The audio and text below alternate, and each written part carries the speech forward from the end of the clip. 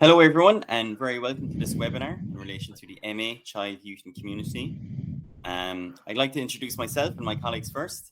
So my name is Niall Horan and I'm part of the Global Galway team. My colleague Danielle Kennan, Dr. Danielle Kennan from the Programme Director from the MA Child, Youth and Community. And we have Miss Johanna Walsh, who's the Marketing and Recruitment Officer with the College of Arts, Social Sciences and Celtic Studies. Just before we begin, just one or two house rules. So if you have any questions, so please post them on the right of your screen.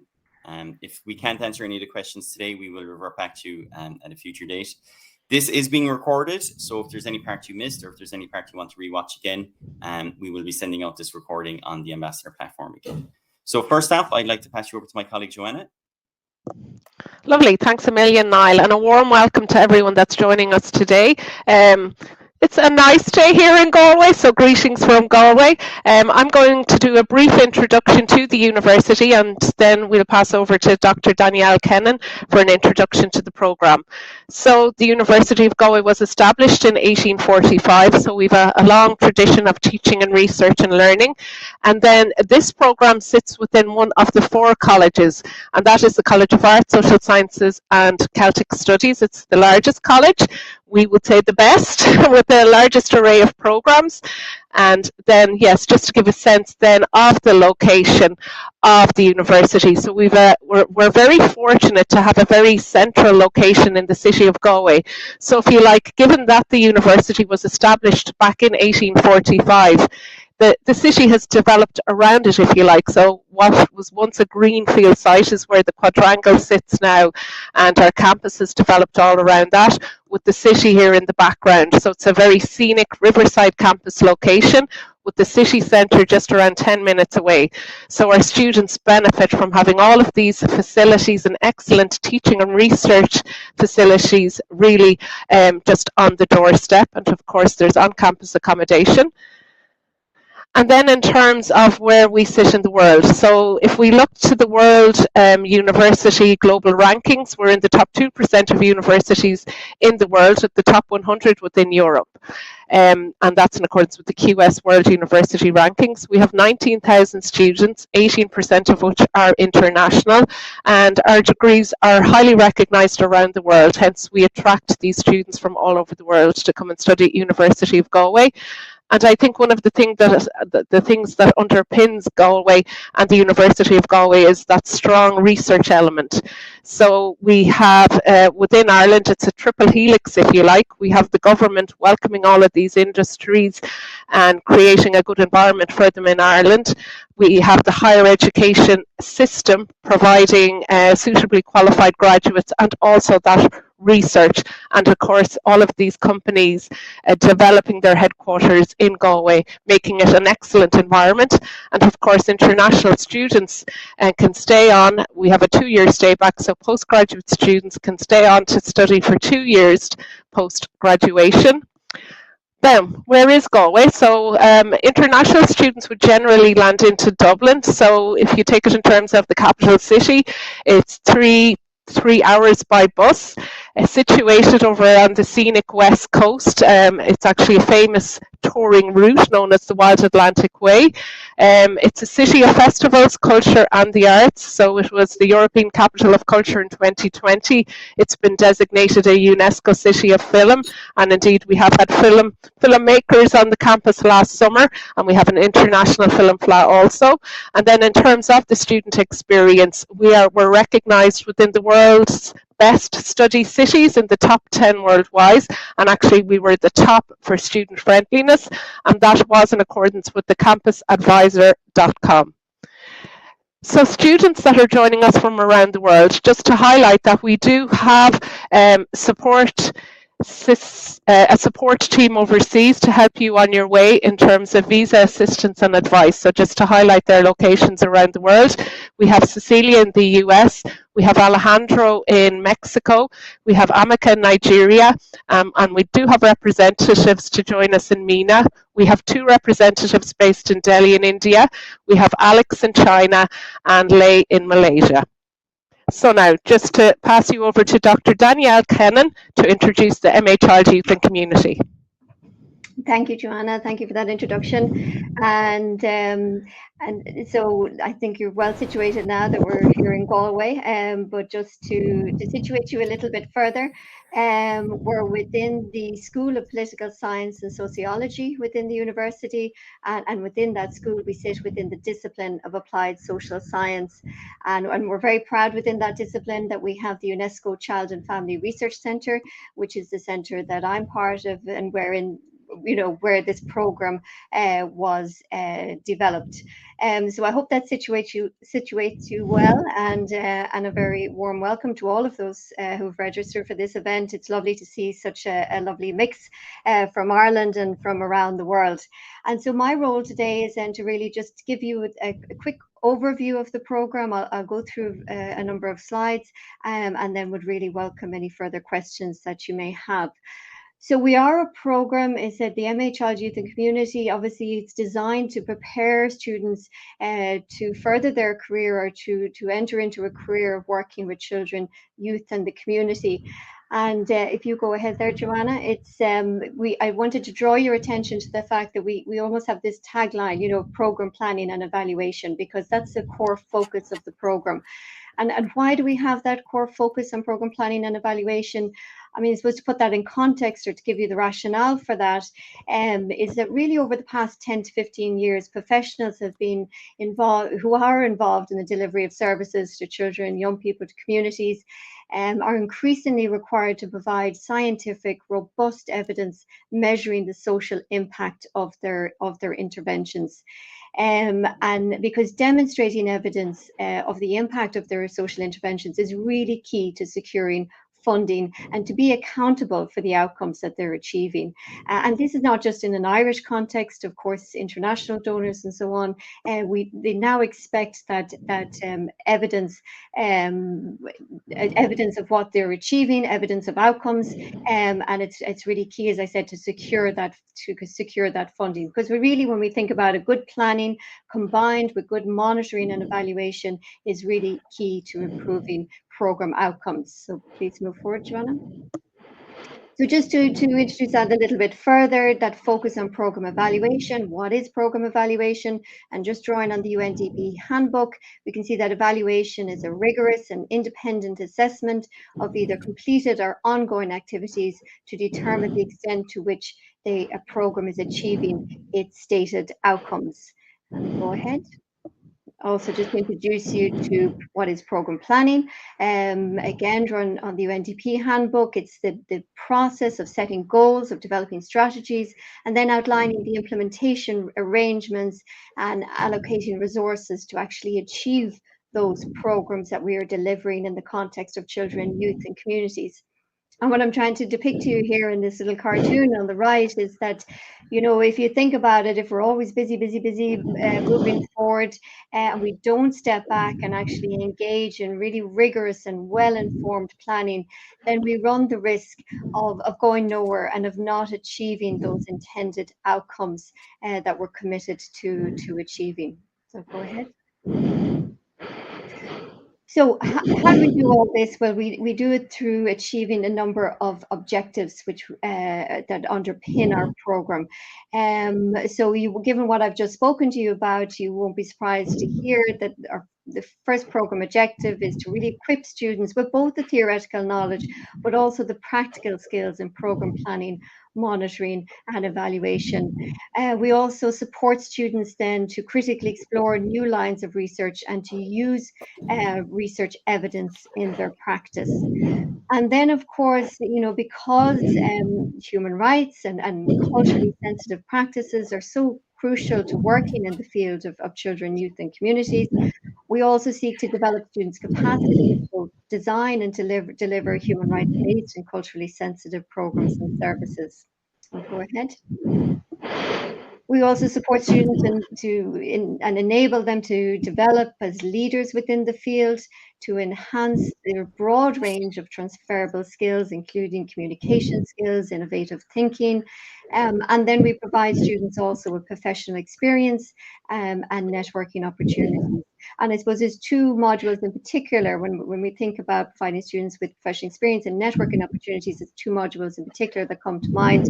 We have a professional experience option module, so you can choose that to undertake a 6 to 8 week placement in the second semester to really introduce you to working in the sector or to working in the sector in Ireland if you're an international student.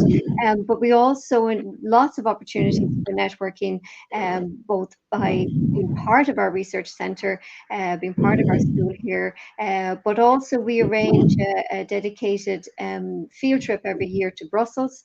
So in second semester, we take students that choose that option module for a 3-day field trip to really understand how international public policy works, but also to open your eyes as well to career opportunities outside of Ireland.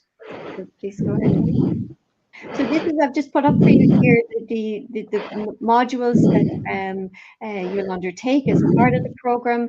You can see, given as how I've introduced you to the program and talked about our core objectives that we seek to achieve, that's very much reflected in the modules that we deliver. So modules in program planning, evaluation, human rights, social justice, children, youth, families, community development.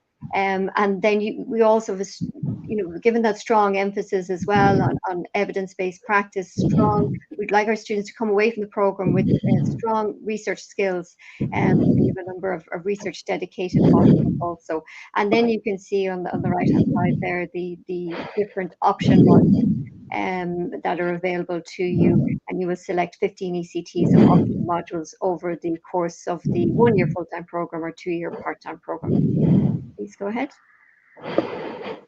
So just that you're very clear on the program structure as such, what's required of you as a student on the MA program. So you will be required to complete 90 ECTs or 90 credits worth of modules. So 55 of those credits are core modules that I've just showed to you, and then 15 of those are the option modules, as I mentioned. Now, that adds up to 70, so a further 20 ECTs then is awarded for the successful completion of an independent research project, which generally takes the form of the submission of a final research paper. So because the program is delivered for the full-time program, delivered over 3 semesters, semester 1 and 2, obviously you engage with your core teaching, and then the 3rd semester over the course of the summer is dedicated to that final research paper. All assessment is by means of continuous assessment, so it's not exam-based. You'll have continuous assessment throughout the year. So please go ahead. We just wanted to speak to you for a moment about how our kind of flexible approach to learning, how we really try and meet you where you're at.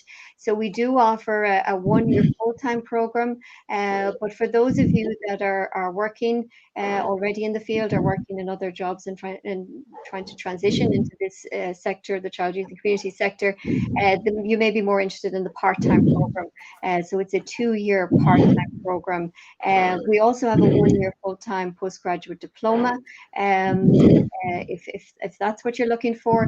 And then in terms of talking about meeting where you're at, we also deliver this program as a blended program, which is really suits many people who are particularly our students in Ireland who may not live in Galway or may be working part-time, and they really welcome the opportunity to take this as a blended learning program. And go ahead, Johanna. You can see there's a lot of different approaches to blended learning. I'm going to explain for a moment what it means in the context of our program. So it means that you'll have classroom instruction as such, instruction in the classroom, and you'll also have e-learning. And what that looks like in practice is that we require students to be, so if you think about your semesters where I said delivered semester 1 and semester 2, they are 12 semesters. So 5 of those 12 weeks you will be expected to be here on campus in the classroom, and then the remaining weeks you can avail of online learning. Now we used to do the asynchronous approach to the online learning, and then we would do that as such, outside the classroom from home. But now we actually did take a hybrid approach because we find that a lot of our international students are living on campus anyway, and they do like to be in the classroom.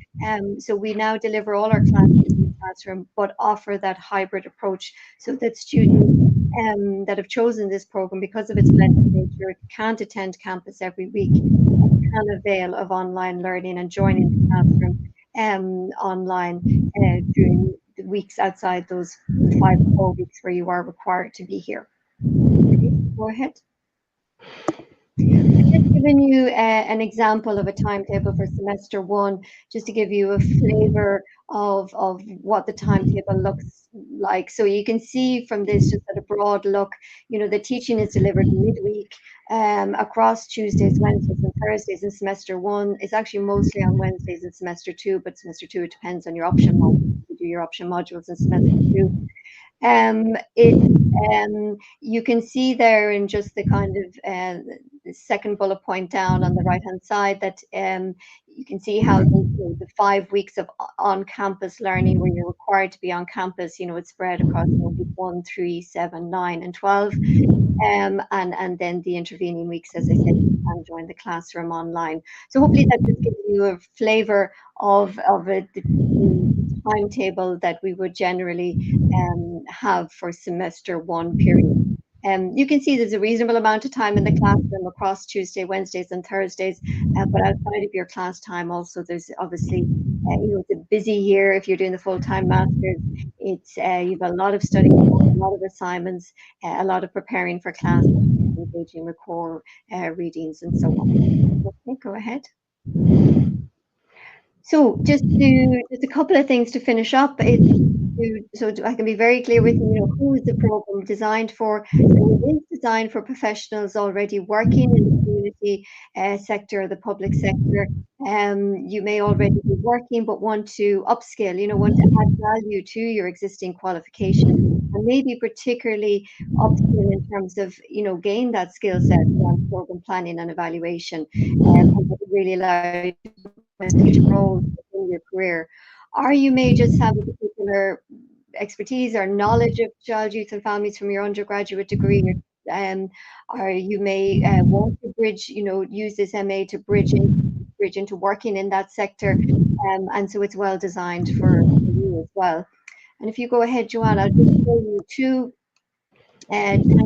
two job adverts that were recently posted. So for example, the first one there is Bernardo's, a key organisation in Ireland that works with supporting children and youth, particularly those living in very adverse circumstances. And all these big organisations that work in the sector, they generally have a research and policy unit or research and evaluation unit. So for example, Bernardo's there was advertising recently for a research and evaluation manager. And again, given the focus of this program, as I've spoken about, you to be well prepared for a career in that line.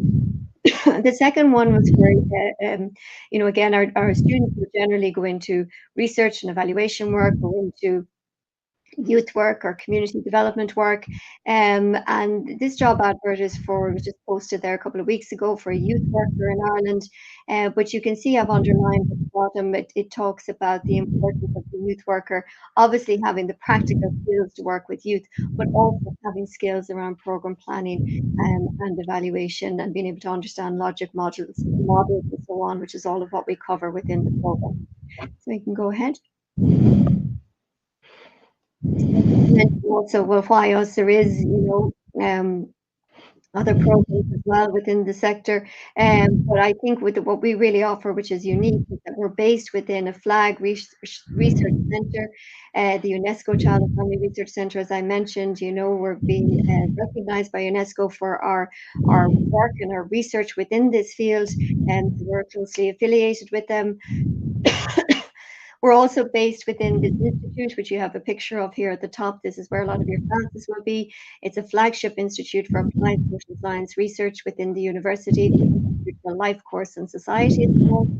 I think what's very attractive about our program as well is that it takes a blended learning approach, so it can really facilitate those of you that are also trying to work part-time as well as do this program, or as I said, that maybe won't be living in Galway. you're part of a thriving postgraduate community.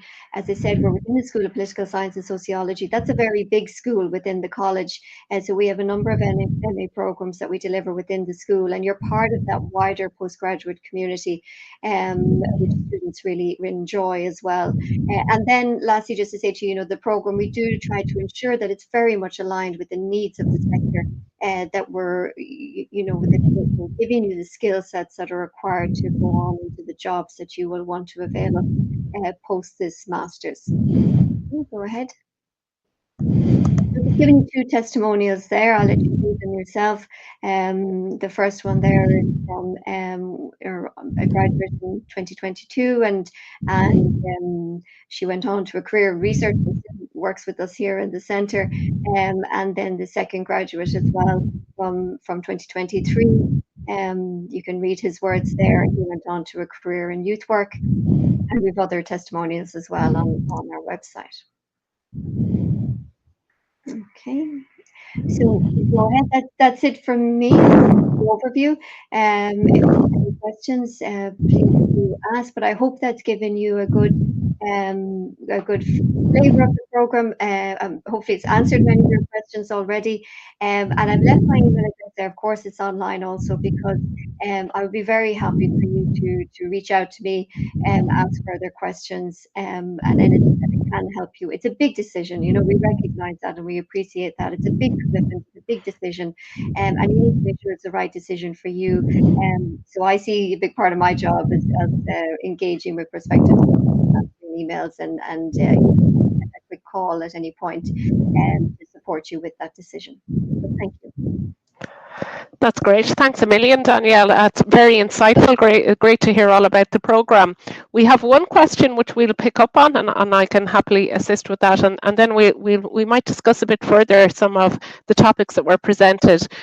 So we have Mohammed is querying, he'd like to know if the admissions team can reserve my admissions offer even though the deadline to accept has passed, and would like to know if the admissions team would recommend me for the Government of Ireland scholarship as I've already applied.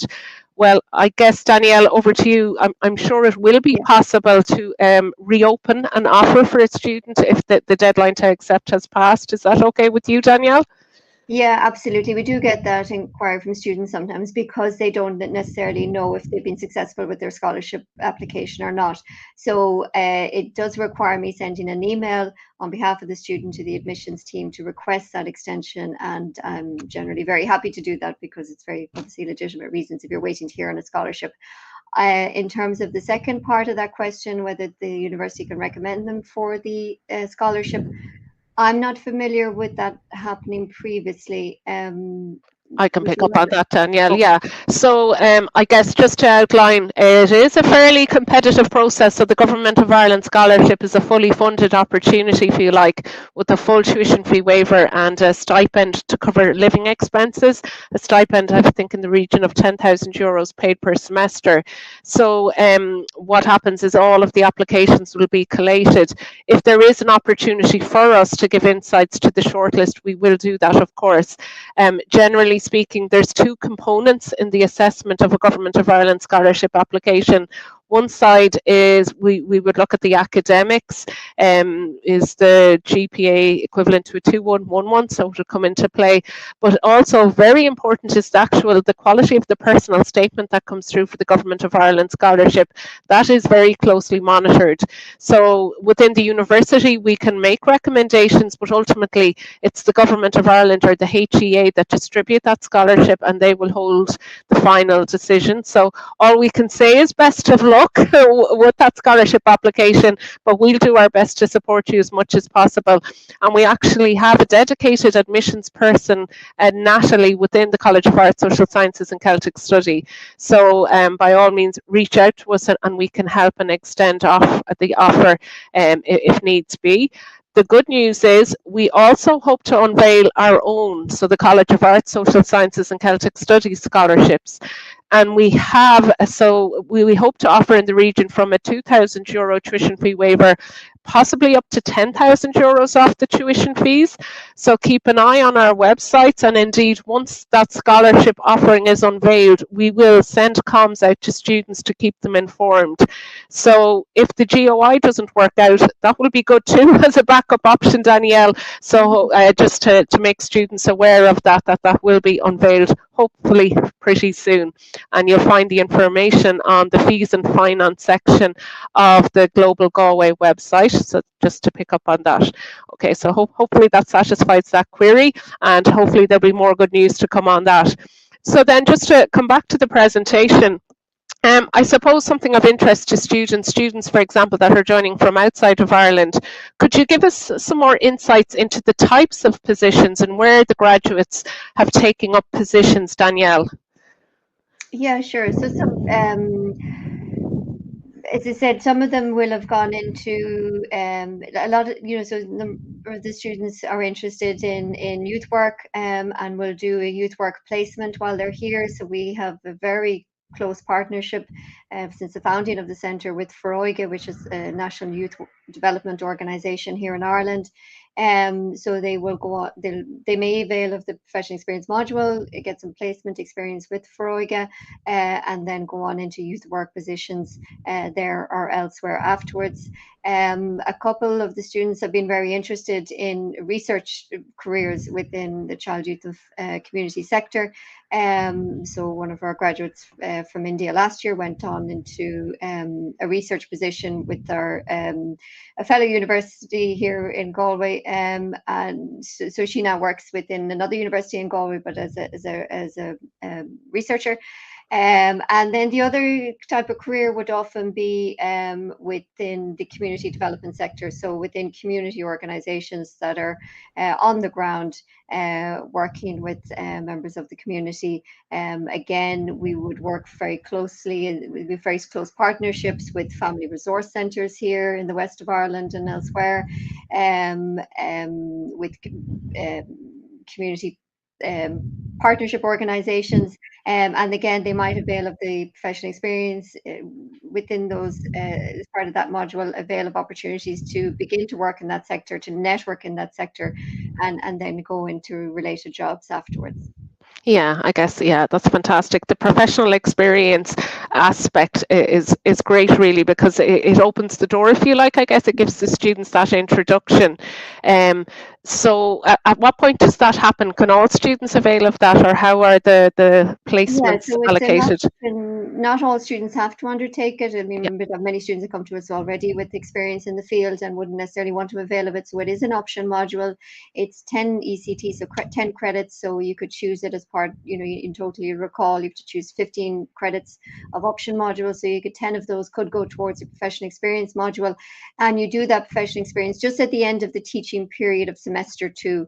So you're just you'll have just wrapped up all your in-class teaching, and then you have that window of period to be able to do your professional experience, your 6 to 8 weeks within an organization, prior to moving into the summer, where you're really focused on your final research paper.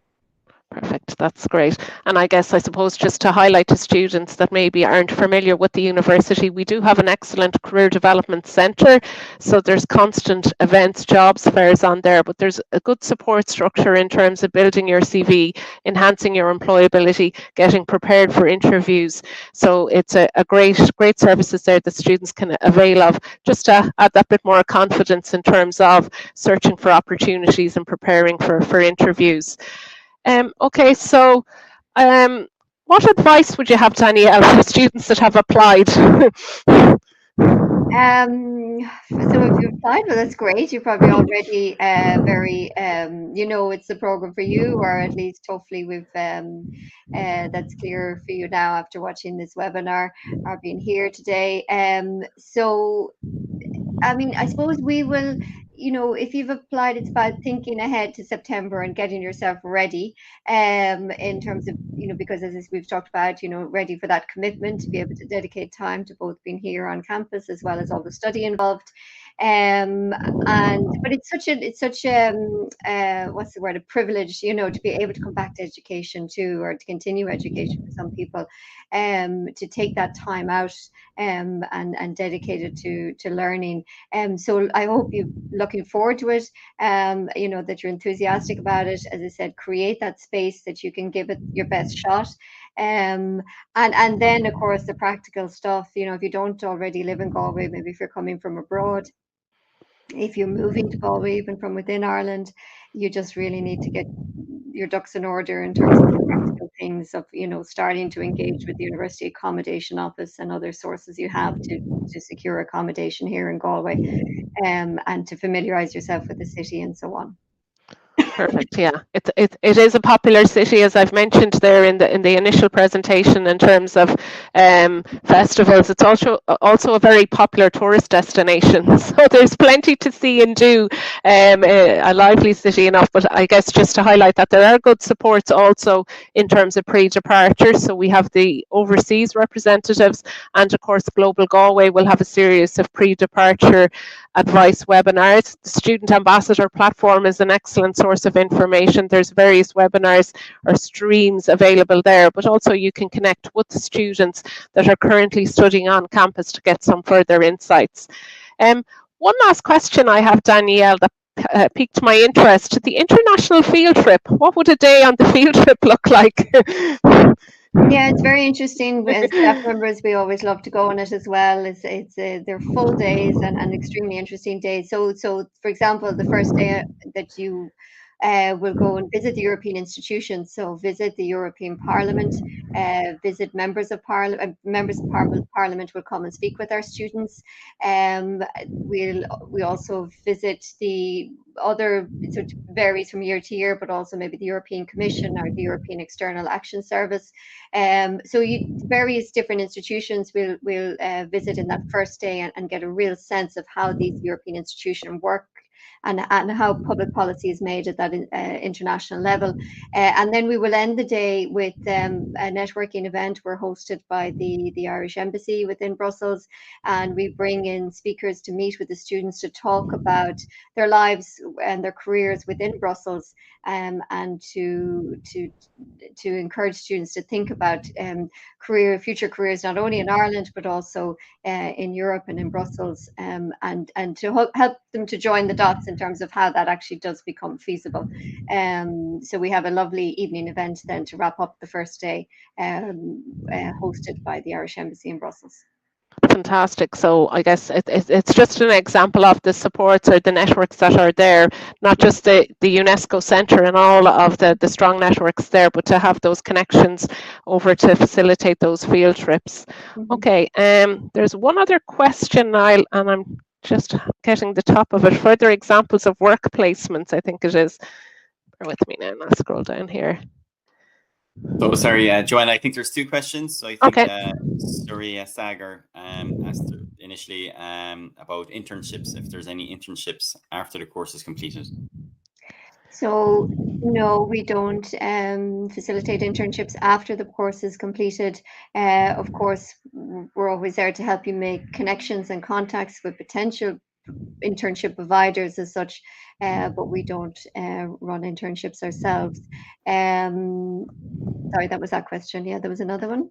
Sure. And from Jake, then, do you have any further examples of work placements that students have undertaken in the past in terms of the organizations and the roles?